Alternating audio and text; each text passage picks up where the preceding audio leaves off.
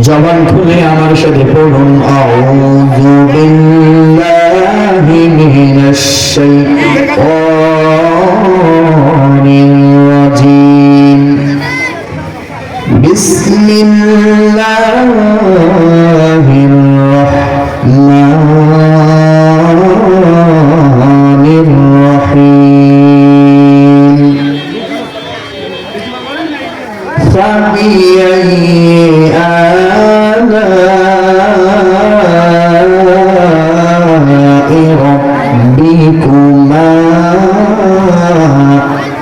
تكذبان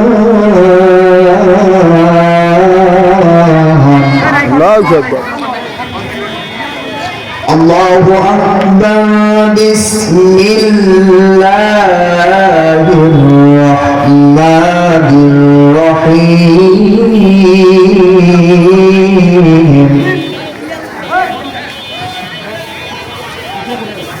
فبأي آلاء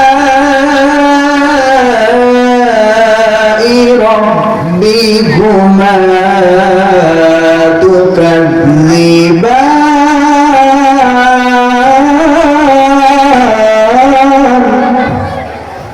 صدق الله المولانا العظيم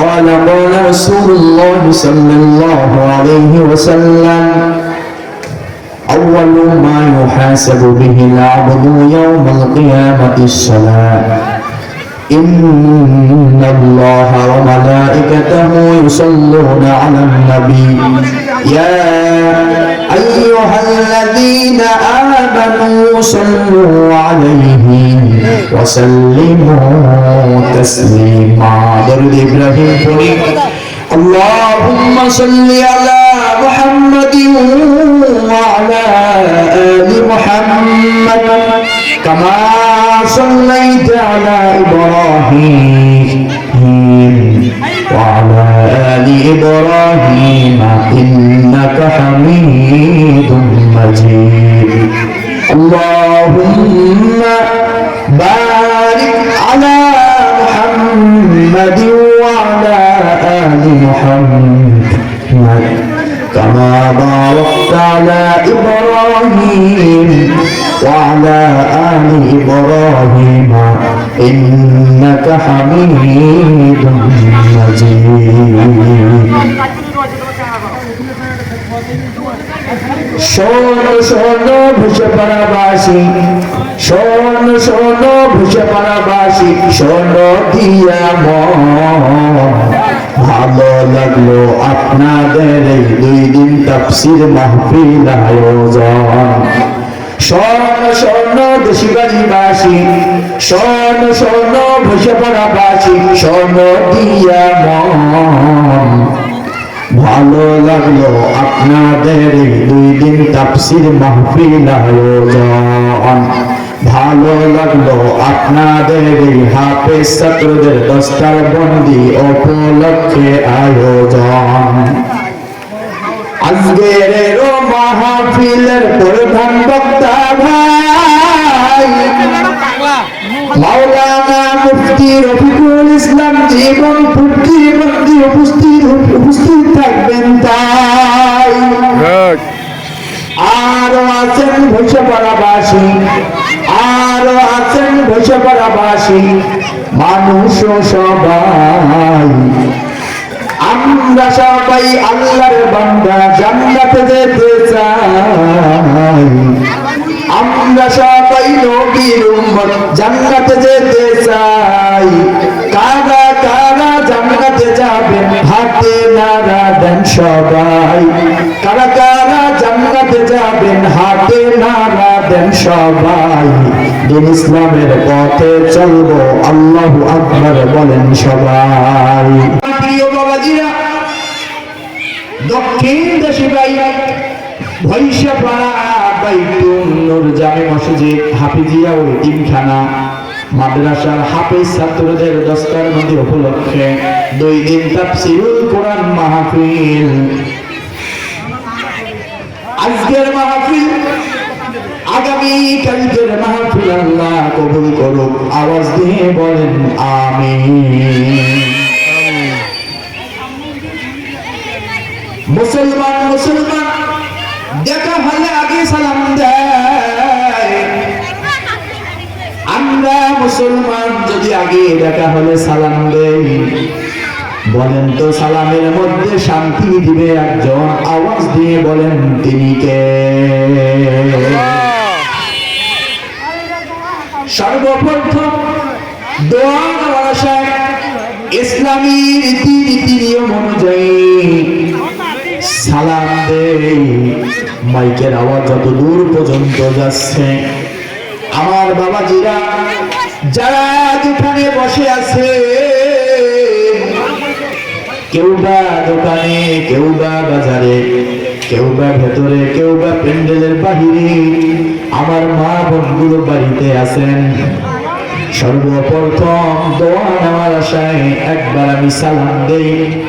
কণ্ঠটা উজাড় করে আল্লাহর দেওয়া জবান থেকে আওয়াজ দিয়ে সালামের উত্তর দিবেন, আসসালামু আলাইকুম ওয়া রাহমাতুল্লাহি ওয়া বারাকাতুহু।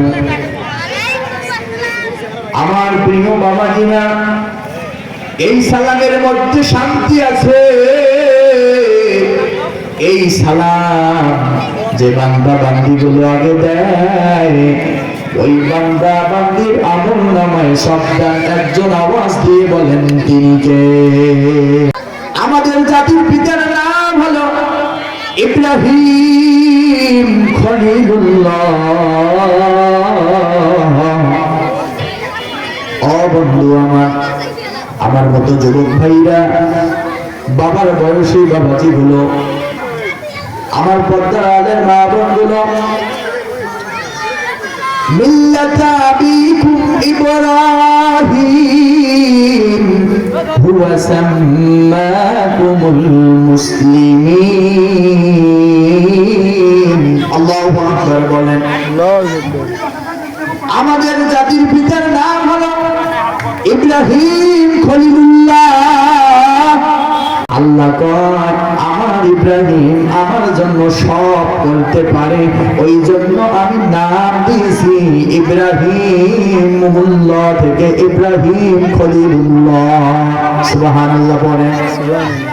আমার প্রিয় বাবাজিরা, ইব্রাহিমুল্লাহ থেকে ইব্রাহিম খলিলুল্লাহ আল্লাহ রাব্বুল আলামিন নাম দিয়েছেন। আমল ছিল কয়টি? তিনটি আমল ছিল।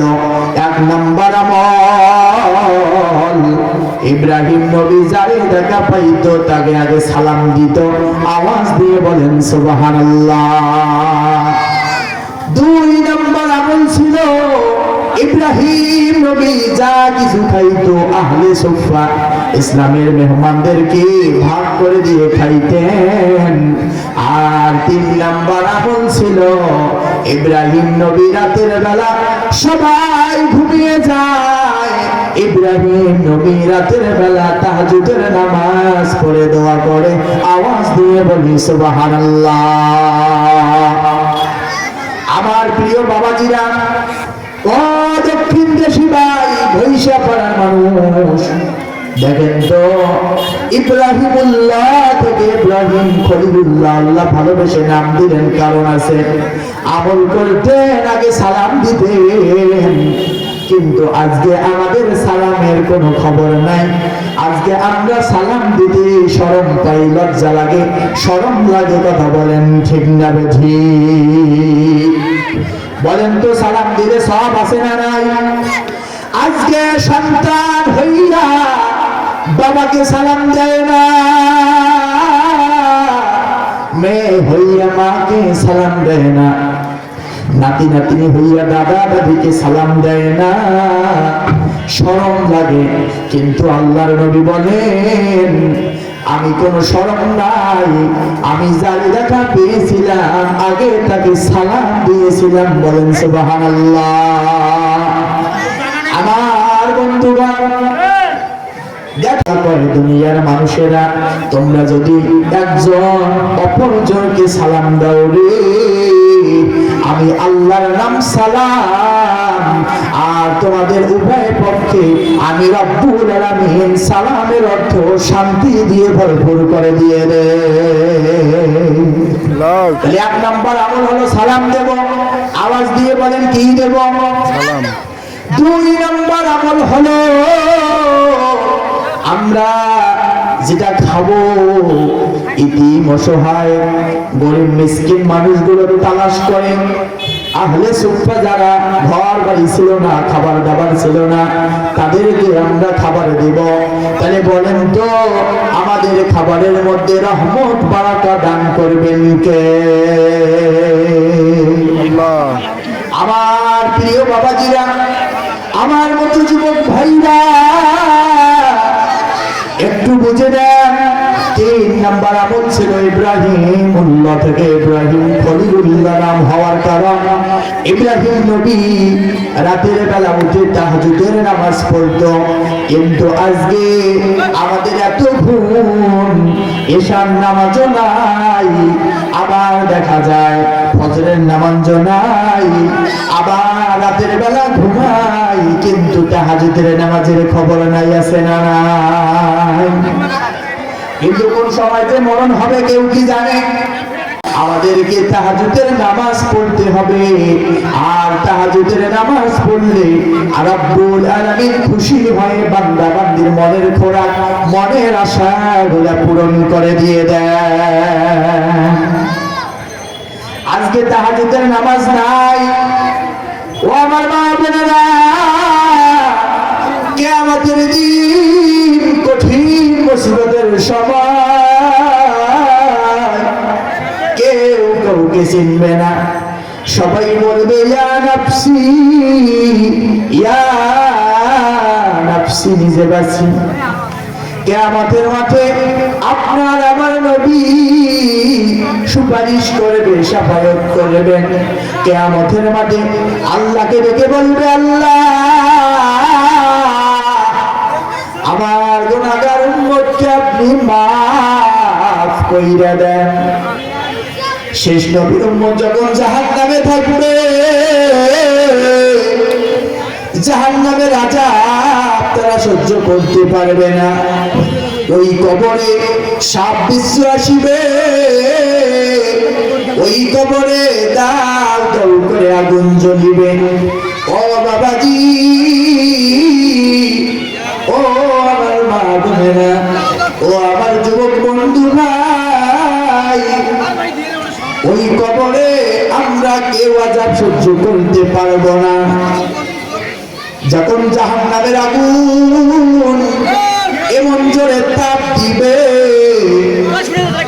আল্লাহর নবী বলেছে দুনিয়ার মানুষের দুনিয়ার আগুন যদি হাতে লাগে হাতটা পোড়া যাবে, মুখে লাগলে মুখটা পোড়া যাবে, পিঠের মধ্যে লাগলে পিঠ পোড়া যাবে, বুকে লাগলে বুক পোড়া যাবে, পায়ের মধ্যে লাগলে পা পোড়া যাবে, যদি মুখের মধ্যে লাগে মুখ পোড়া যাবে গো। কিন্তু আল্লাহর নবী কয় জাহান্নামের আগুন আগে বান্দা বান্দির কোথায় লাগে লাগুক, আগে কলিজাটা পোড়া যাবে। আগে বান্দা বান্দিরে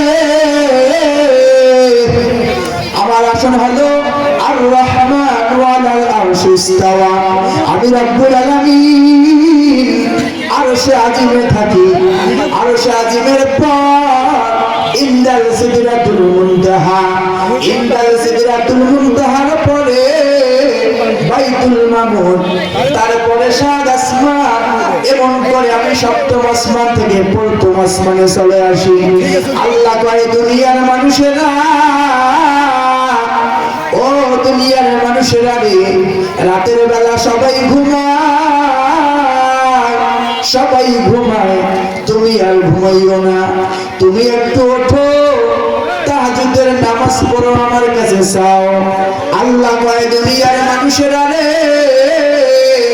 আমি রব্বুল আলামিন ওই বান্দা বান্দির মনের আশা বাসনা গুলা পূরণ করে দিয়ে দেই। আওয়াজ দিয়ে বলেন সুবহানাল্লাহ। তিনটি আমল করেছিলেন, এক নম্বর আমল সালাম দিয়েছিলেন। বলেন সালাম দেওয়ার দরকার আছে না নাই? আছে। আমরা সালাম দেব। 2 নম্বর আমল আমরা যেটা খাবো আহলে সুফা ইসলামের মেহমানদেরকে আমরা খাওয়াবো। 3 নম্বর রাতের বেলা আমরা তাহাজ্জুদের নামাজ পড়বো। বলেন কবুল করে নেবে একজন, তিনি কে? আমার প্রিয় বাবাজিরা, কিয়ামতের মাঠে কঠিন দিবসের দিন, ওই দিন সবাই যখন নাফসি নাফসি বলবে, নিজে বাঁচি, কেউ কারো খবর রাখবে না। কিয়ামতের দিন আপনার আমার নবী বলিবে, আল্লাহ গো জাহান্নামী বাসীদেরকে একটু মুক্ত করে দেন, জাহান্নামী বাসীদেরকে একটু মাফ করে দিয়ে দেন।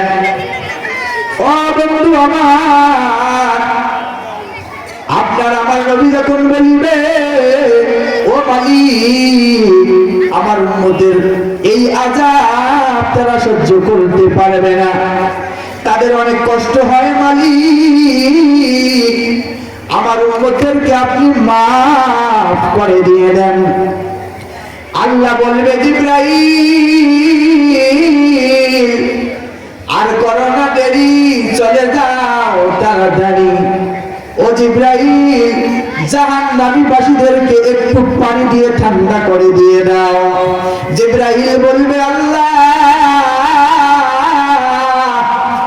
কোন পানি দেব?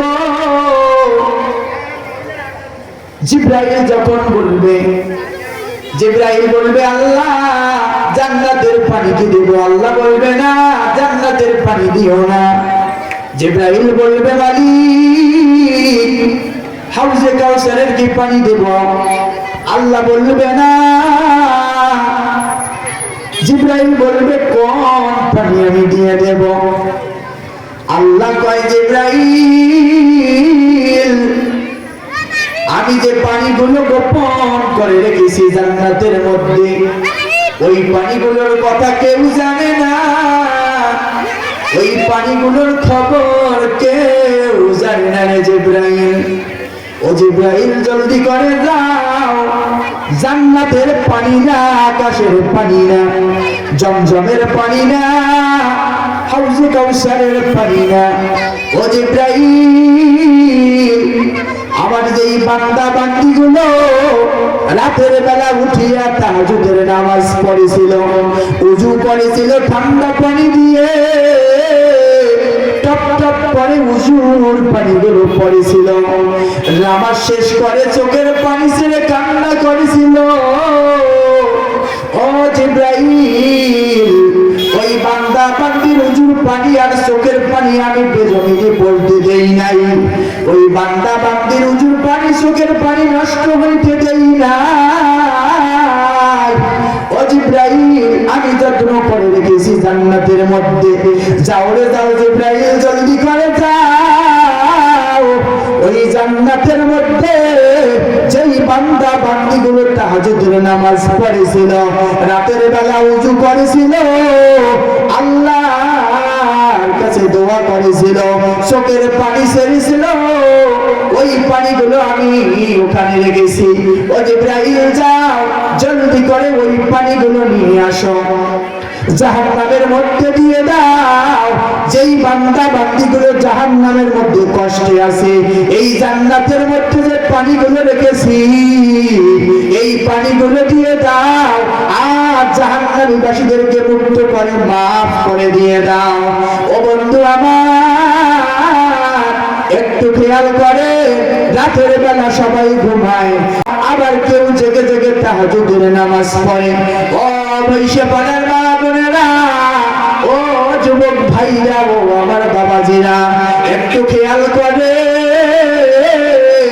এশার নামাজের পর ওই যে ঘুম যায়, ফজরের সময় উঠে নামাজ পড়ি, কিন্তু এই 8টা থেকে ফজর 5টা পর্যন্ত কোনো রাতের বেলায় ইবাদতের খবর নাই। আল্লাহর নবী দুনিয়ার মানুষেরা রাতের বেলা যখন গভীর রাতে উঠে তাহাজ্জুদের নামাজ পড়ার জন্য, আল্লাহর জন্য একটা বার যখন সাজুগুজু করে, উযু পানি নিয়ে নেয়, যায় নামাজটা বিছিয়ে নেয়, 2-4 রাকাত বা তাহাজ্জুদের নামাজগুলো পড়ে যখন চোখের পানি ছেড়ে কান্না করে, আল্লাহ কয় দুনিয়ার মধ্যে ওই বান্দি গভীর রাতে আমার কাছে কাজ চায়, কেউ শোনে না, কিন্তু আমি আল্লাহ শুনি। ওই বান্দির মনের নিয়াত আশা বাসনাগুলা পূরণ করে দিয়ে দেয়। আর যে ওই বান্দি উজু করেছিল, চোখের পানি ছিল, চোখের পানিগুলো বাহির করেছিল, উজুর পানিগুলো পড়েছিল, আমি রব্বুল আলামিন জমা করে রেখেছি। এই পানিগুলো দিয়ে কিয়ামতের মাঠে আমি তাকে ধন্য করে দিয়ে দেব। আমি রব্বুল আলামিন জাহান্নাম থেকে রক্ষা করে তাকে দিয়ে দেব। আমি রব্বুল আলামিন তাহাজ্জুদের নামাজের বিনিময়ে তাকে maaf করে দিয়ে জান্নাত দিয়ে দেব। বলেন সুবহানাল্লাহ। ও বৈশা পাড়ার বাবাজিরা, এই তিনটা আমল আমাদেরকে করতে হবে। আজকে আমরা ঘুমাই, আমাদের নামাজের কোনো খবর নাই, কিন্তু এমনও তো হতে পারে রাতের বেলা ঘুমাবো, সকাল বেলা আমাদের জানাজা হতে পারে। আওয়াজ দিয়ে বলেন তো পারে কি পারে না? কেমন করে ঘুমাও তুমি, ফজর করো কাজা, এমন তো হতে পারে জোহরে জানাজা। কেমন করে কাজ করো, কেমন করে কাজ করো, জোহর করো কাজা, এমন তো হতে পারে আসরে জানাজা। কেমন করে সময় নষ্ট করো, কেমন করে বাজারে থাকো, কেমন করে রান্না করো, মাগরিব করো কাজা,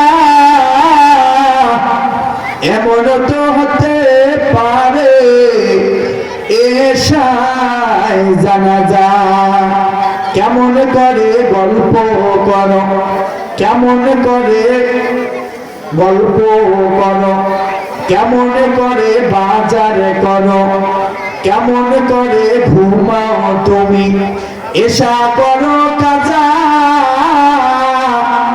এমন তো হতে পারে সকালবেলা জানাজা। আওয়াজ দিয়ে বলেন ঠিক কিনা? ও বাবাজি আমার, মরণের কোনো চিহ্ন নাই, কোন সময় যে মরণ হবে। এই দুনিয়ার মধ্যে যতদিন বেঁচে থাকবো, যতদিন বেঁচে থাকবো ইবাদত বন্দেগী নিয়ে কবরে যাব। আল্লাহ কয় দুনিয়ার মানুষেরা রে, তোমাদের আমি হায়াত দিয়েছি, এই হায়াত তোমাদের যেদিন শেষ হয়ে যাবে, ওই দিন ওই হায়াত যেদিন শেষ হয়ে যাবে, ওই দিন তোমাকে এই কবরে আসতে হবে। ও বন্ধু আমার, ওই কবরে যাওয়ার আগে আমাদের সবাইকে ইবাদত নিয়ে যাইতে হবে। আল্লাহ কয় দুনিয়ার মানুষেরা রে, তোমরা যদি ইবাদত নিয়ে কবরে যাইতে পারো, কিন্তু আমরা ইবাদত করি, ইবাদত ভুলে গিয়েছি।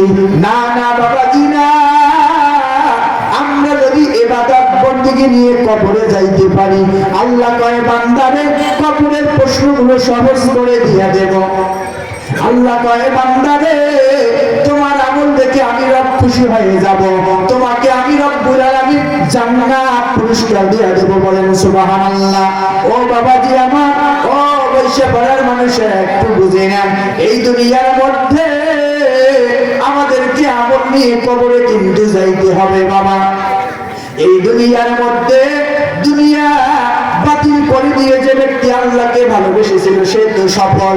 যে ব্যক্তি দুনিয়ার মনে পড়ে, দুনিয়া বা দুনিয়াকে ভালোবাসিয়া যে ব্যক্তি আল্লাহকে ভুলে গিয়েছে, সেই ব্যক্তি তো ব্যর্থ। না না বাবাজি না, এই দুনিয়ার মধ্যে যতদিন বেঁচে থাকবো আল্লাহর ইবাদত করব, যতদিন বেঁচে থাকবো আমল নিয়ে কবরে যাব। আল্লাহ যেন আমাদের সবাইকে আমল নিয়ে কবরে যাওয়ার মতো তৌফিক দান করে, জোরে বলেন আমিন।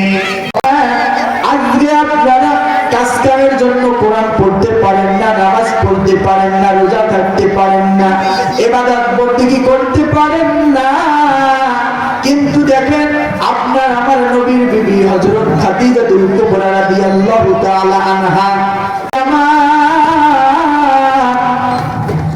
আমি যখন মারা যাব আপনি আমার জন্য 4টা জিনিস করবেন, 4টা জিনিস করবেন। বিশ্বনবী বলে, ও বিবি আমার খাদিজাতুল কুবরা, বলো বলো এই 4টা জিনিস। আম্মা জান খাদিজাতুল কুবরা বলে, এই 4টা জিনিস আপনি স্বামী হয়ে পালন করবেন। নবীজি বলে, ও বিবি আমার বলো বলো বলো রে কি 4টা জিনিস। 1 নাম্বার হলো খাদিজাতুল কুবরা রাদিয়াল্লাহু তাআলা বলে, ও নবী আমার আমি যখন মারা যাব আপনার গায়ের জুব্বা মুবারকে আমাকে পরাইয়া দাফন করে দিয়ে দিবেন। 2 নাম্বার হলো যেইখানে কবর দিবে ওই কবরে আপনি একটু হাঁটাহাঁটি করিবেন। 3 নাম্বার হলো আমাকে যখন কবরে নামাবেন ওই কবরে আপনি সর্বপ্রথম আগে নামিবেন। 4 নাম্বার হলো সবাই যখন আমাকে দাফন করে নিজ নিজ বাড়িতে চলে যাবে আপনি যাবেন না, নবী যাবেন না। আমি খাদিজা যদি কবরে ধরা খেয়ে যাই আপনি নবী হয়ে আমার জন্য সাক্ষী দিবেন। নবীজি যখন এই 4টি কথা শুনিল, এই 4টি কথা শোনার পর নবীজি জিজ্ঞাসা করে, ও খাদিজা আমার 1 নাম্বার কারণ আমার গায়ের জুব্বা মুবারক তোমার গায়ে পড়লে হবেটা কি লাভ? আম্মা জান খাদিজাতুল কুবরা রাদিয়াল্লাহু তাআলা আনহা বলে, ও নবী আমার আপনি তো সাইয়্যিদুল মুরসালিন খাতামুন নবিয়্যিন, আপনি তো রাহমাতাল লিল আলামিন। আপনি তো আল্লাহর বন্ধু হন গো নবী আমার। আপনার গায়ের জুব্বা মুবারক যদি আমার গায়ে পড়ি, আমার গায়ে যদি থাকে জাহান্নামের আগুনের সাহস নাই, এই জুব্বার উপর দিয়ে আগুন লাগবে। নবী বলে, ঠিক আছে বুঝলাম, ঠিক আছে বুঝলাম বুঝলাম, আমার গায়ের জুব্বা যদি তুমি পরো তাহলে তোমার ওই দেহের মধ্যে আগুন লাগবে না, কিন্তু ওই কবরে আমি আগে নামবো কেন? খাদিজাতুল কুবরা রাদিয়াল্লাহু তাআলা আনহা বলে, ও নবী আমার ওই কবরে আপনি যখন আগে নামবেন আপনার একটু মায়া হবে। কেন কেন নবী? আমি আপনার স্ত্রী, আমাকে যখন দাফন করবেন আপনার মায়া হবে। আপনার এই মায়াটুকু আল্লাহর কাছে জোশ লেগে যাবে, আল্লাহর কারিশমা হয়ে যাবে, আল্লাহর দয়া দিয়ে আমি খাদিজা পার হয়ে যাব। ও নবী আমার, নবীজি এবার বলে, ও খাদিজা 3 নাম্বারটা কি? 3 নাম্বারটা হলো আমি খাদিজাকে যেখানে দাফন করিবেন ওই কবরের একটু চতুর্পাশে হাঁটাহাঁটি করিবেন। আম্মা জান খাদিজাতুল কুবরা বলে, ও নবী আমার ওই কবরে আপনি একটু হাঁটাহাঁটি করবেন। নবীজি বলে, ও খাদিজাতুল কুবরা আমি কেন হাঁটিব? আম্মা জান খাদিজাতুল কুবরা বলে, ও নবী আমার আপনি যে জমিনের উপর দিয়ে হাঁটাহাঁটি করবেন ওই জমিনের ওই মাটির সাহস নাই আমি খাদিজাকে চাপ দিবে। ও নবী আমার ওই কবরে বৎকার হইয়া যদি যায়, নেককার হইয়া যদি যায়, 2 পক্ষ মানুষকে চাপ দিবে। যারা নেককার হবে তাদেরকে মাটি চাপ দিবে আরাম দেওয়ার জন্য, আর যে ব্যক্তিগুলো বৎকার হবে ওই ব্যক্তিকে এমন ভাবে চাপ দিবে গো নবী, ডান পাশের হাড়গুলো বাম পাশে যাবে, বাম পাশের হাড়গুলো ডান পাশে যাবে। আমি ওই কবরের চাপ সহ্য করতে পারবো না। ও নবী আমার ওই জন্য কবরে রেখে আসার আগে আপনি একটু হাঁটাহাঁটি করবেন, তা হইলে ওই কবরের মাটির সাহস নাই যে আমাকে চাপ দিবে। ও নবী আমার 4 নাম্বার কারণটি হলো আমাকে যখন দাফন করা শেষ হয়ে যাবে সবাই নিজ নিজ চলে যাবে নবী আমার, আপনি যাবেন না, আপনি যাবেন না। খাদিজাতুল কুবরার কথা শুনে নবী নবীজি বলে কেন যাব না? আম্মা জান খাদিজাতুল কুবরা বলে ওই কবরে প্রতিটা মানুষকে 40 কদম পার হওয়ার পরে 3টা প্রশ্ন করা হবে। মান রাব্বুকা, তোমার রবটা কি ছিল? ওয়ামান দীনুকা, তোমার দিনটা কি ছিল? ওয়ামান নাবিয়ুকা, তোমার নবীর নাম কি ছিল? ও নবী আমার, ওই কবরে প্রশ্ন করা হবে। আমি খাদিজা যদি প্রশ্নের উত্তর দিতে না পাই, আমার কবরে ধরা খেয়ে যাব, আযাব শুরু হয়ে যাবে। ও নবী আমার, আপনি কবরের পাশে বসে থাকবেন, আপনি কবরের পাশে বসে থাকবেন। মুনকার নকির যখন আসবে আমাকে প্রশ্ন করবে, মান রাব্বুকা ওয়া মান দীনুকা ওয়া মান নাবিয়ুকা, তোমার রবের পরিচয় দাও, তোমার দ্বীনের পরিচয় দাও, তোমার নবীর পরিচয় দাও। আমি খাদিজা যদি দিতে না পাই, আমার উত্তর আপনি নবী হইয়া আমার উত্তর দিয়া দিয়েন। আওয়াজ দিয়ে বলেন সুবহানাল্লাহ। ও বন্ধু আমার, ও বৈশা পড়ার মা বোনগুলো একটু বুঝে নেন। দেখেন নবীজির স্ত্রী হওয়ার পরেও, জান্নাতের সার্টিফিকেট পাওয়ার পরেও তারপরে কবরের কি ভয়, কবরের আযাবের কি ভয়। ওই কবরে মাটি চাপ দিবে, সহ্য করতে পাবে না। ওই কবরে আযাব হবে, সহ্য করতে পাবে না। তারপরেও নবীকে কেমন করে বলে গেলেন। নবীজি এই 4টে কথা শোনার পরে সবাই দাফন করে চলে যায়। নবীজি যায় না, নবীজি যায় না, নবীজি বসে থাকে, বসে আছে। মনে রাখবেন 40 কদম পর্যন্ত যতক্ষণ ওই কবরের পাশ থেকে মানুষগুলো যাবে না, ততক্ষণ পর্যন্ত ওই কবরে মুনকার নকির আসবে না। নবীজি বসে আছে, আম্মা জান খাদিজাতুল কুবরা রাদিয়াল্লাহু তাআলার কবরের পাশে। মুনকার নকির আসে না, মুনকার নকির আসে না। আল্লাহ রেখে বলে, ও জিবরাইল, আর করো না দেরি, চলে যাও তাড়াতাড়ি, নবীকে জানাইয়া দাও ওই নবী খাদিজার কবরের পাশে বসে আছে। ও নবী আমার, নবীকে জানাইয়া দাও, নবীকে চলে যেতে বলো, ওই খাদিজার কবরের পাশে থাকা লাগবে না।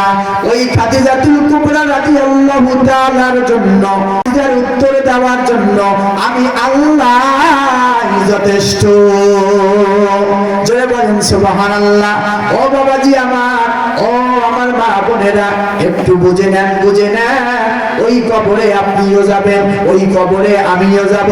ওই কবরে এই মাহফিলে যারাই শুনতে আসবে তারাই কিন্তু যাবে। তার মানে হলো কুল্লু নাফসিন যায়িকাতুল মাউত, প্রতিটা মানুষকে মরতে হবে। ও বন্ধু, একটু বুঝে নেন। দেখেন তো, ও আমার মা বোনেরা, ওই কবরে যারাই কিন্তু যাবে, ওই কবরে আযাব হবে, কিন্তু কারো হবে শান্তির জন্য আযাব, কারো হবে শান্তির জন্য আরাম। আবার কেউ বা দুঃখে পড়ে যাবে, কেউ বা আযাব সহ্য করতে পাবে না। ও আমার মা বোনেরা, জান্নাতের সার্টিফিকেট পেয়েছেন। নবীজির স্ত্রী হওয়ার পরেও কবরের কি ভয় আমার মা বোনেরা। কিন্তু আজকে আমরা জান্নাতের সার্টিফিকেট পাই নাই। আজকে আমরা নামাজ ছাড়ি, কোরআন জানি না, ইবাদত বন্দেগী করি না, আজকে রোজা থাকি না, আজ নামাজ পড়ি কাল পড়ি না, কাল পড়ি পরশু নাই, পরশু পড়ি তরশু নাই, নামাজ ছাড়া আর আমার। ও মা বোনেরা গো, একটু খেয়াল করে। আমি আব্দুল্লাহ আলামিন একটু বলে যাই, আমি সন্তান হয়ে বলে যাই, ওই কবরে আযাব হবে গো মা, ওই আযাব সহ্য করতে পারবেন না। ওই জন্য দুনিয়াতে যতদিন থাকবো খাদিজাতুল কুবরা রাদিয়াল্লাহু তাআলার মতো কবরকে ভয় করব। দুনিয়াতে যতদিন থাকবো আম্মা জান খাদিজাতুল কুবরা রাদিয়াল্লাহু তাআলার মতো মরণকে ভয় করব। তাহলে কি হবে? খাদিজাতুল কুবরার জন্য আল্লাহ যেমন যথেষ্ট, আমরা যদি ইবাদত বন্দেগী নিয়ে যেতে পারি, আমরা যদি আমল নিয়ে যাইতে পারি, আমরা যদি ইবাদত নিয়ে যাইতে পারি, আল্লাহ নবীকে খুশি করে যাইতে পারি? বলেন তো, আমাদের কবরখানা জান্নাতের সাথে সম্পর্ক করে দিবেন একজন, তিনি কে? ওই জন্য বলি মা, নিজের জীবন শেষ করে ওই কবরে যাওয়া যাবে না। নিজের জীবনকে বিলিয়ে দিয়ে সংসার করার নামে সংসার করা বলা হয় না। নিজের জীবন ঠিক রেখে সংসার করা, ইবাদত বন্দেগী দিয়ে সংসার করা বলা হয়। ওই জন্য যতদিন বেঁচে থাকবে ইবাদত বন্দেগী নিয়ে কবরে যাবেন, আমল করবেন। আল্লাহ যেন আমাদের সবাইকে ইবাদত বন্দেগী আমল করার তৌফিক দান করে। আওয়াজ দিয়ে বলেন আমিন। আমরা রাতের বেলা উঠে আমরা তাহাজ্জুদের নামাজ পড়বো।